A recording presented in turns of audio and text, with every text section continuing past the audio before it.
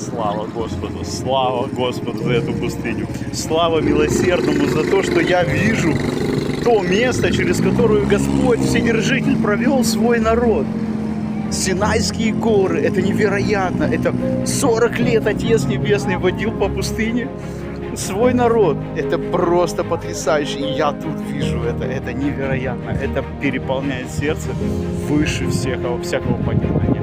Поэтому я тут каждый раз, как будто в первый раз, до такой степени я влюблен в эти горы. Эти горы, во-первых, они магически невероятные. Во-вторых, осознание того, что тут был Моисей, тут были такие дела совершались невероятные, о которых знают из поколения на протяжении тысяч лет.